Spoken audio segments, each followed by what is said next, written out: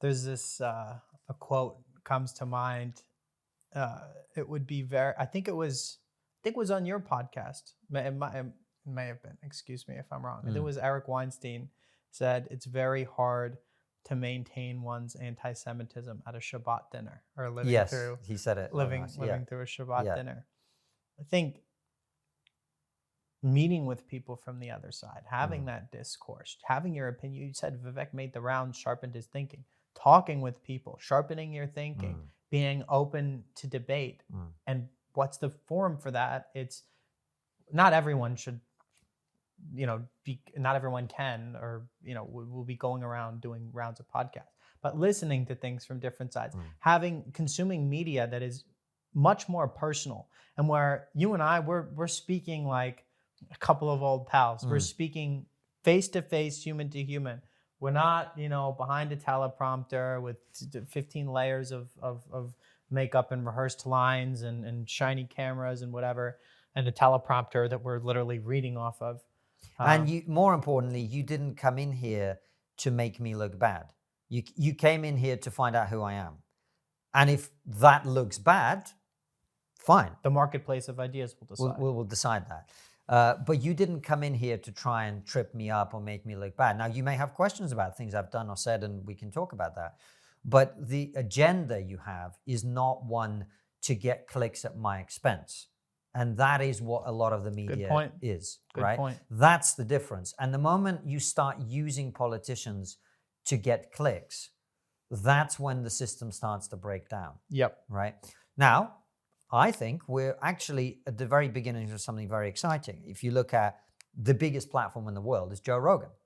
And Joe Rogan will have you on for 3 hours and he will listen to what you have to say. And Joe is very fair. Like when we did his show, I said something that was, I think, accurate, but not perfectly phrased. He immediately picked me up on it and we corrected it. But he wasn't like, oh, you said that. Are you racist? Do you know what I mean? Yeah. So I think that's really a lot of the solution is, it's like if you said to me, well, we've got an obesity epidemic. What's the answer? The answer is for people to eat better and exercise.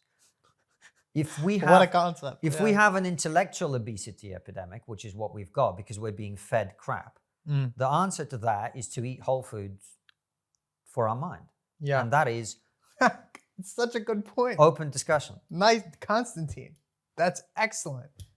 That's perfectly phrased. So I think that's look, that is only a small fragment of the solution. There's probably political stuff around, the way we do elections. There's probably stuff about parties. There's stuff about money and politics. There's all sorts of stuff. I can only tell you, the more people listen to what I say, the less I try to speak about things I don't know about. I know about media just by virtue of doing this. I think most of the way the media has been going about things is wrong. And I think the success of many shows, including ours, is a product of the fact that we're doing things differently. We're making whole food for your mind. And we have, in the last month, we've released 2 interviews with like super far left socialist people and Nigel Farage and, right? You get a spectrum of opinion, but people are treated as human beings. We have a discussion and you make up your own mind. That's, I think, the future for improving all of this stuff, really, is open communication, dialogue, meeting people, understanding where people are different people are coming from. We got to change what we put in our bodies and our minds. I keep track every week of my diet, not just my food diet, but my media diet. And I'm very conscientious about the clips I'm watching on YouTube Shorts. If I'm using, I've currently deleted Instagram from my phone. We'll see how long this lasts. It's been, I don't know, a month or 2 of this. But I keep track of the clips I'm watching. I keep track of the music I'm listening to. I keep track of the articles I'm reading, because that stuff first of all, it has a big effect on the way that you think and how you're looking at the world, on the heuristics that you're using. And it subconsciously influences you. I mean, I remember, the music you're listening to too, you may not be conscious of it, but it's absolutely a reflection of your, not to get too Jungian, but like your subconscious and what's going on under there. Completely. I remember specifically listening to like breakup songs about a month, 6 weeks before I broke up with my now ex-girlfriend. And at the time I was just like, ooh, these are so catchy. I like these new songs. I like these songs.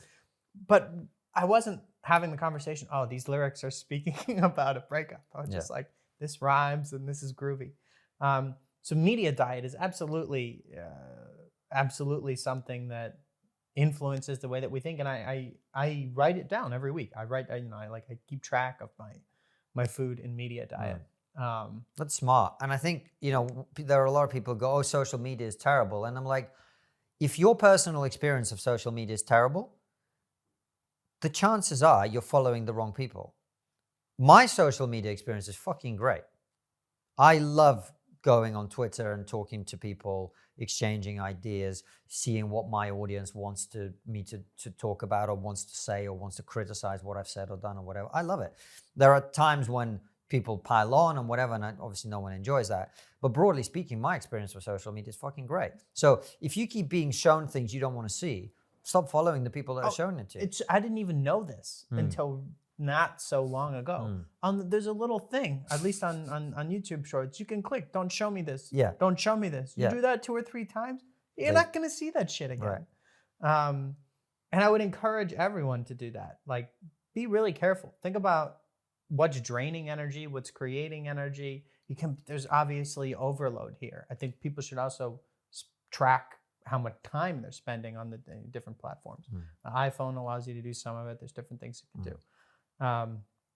But yeah, be really conscious and don't follow, obviously follow people you disagree with. You should know about the different perspectives, but if someone inspires rage in you, don't hate follow people. I mean, I would say don't follow. No, you can hate follow me. I appreciate the engagement. Look, man, this is one of the things that tends to happen, though, and you have to recognize it, is the more your audience grows or the bigger profile you have, the more you get exposed to people who have different perspectives on what you do. And that's also a really important part of life. Now, unfair criticism, bad faith engagement, all of that stuff sucks. However, there are people who follow me who really disagree with a lot of stuff that I say. Good. More power to them. Right. Yeah. And as long as they're getting what they want out of that, I'm happy for them.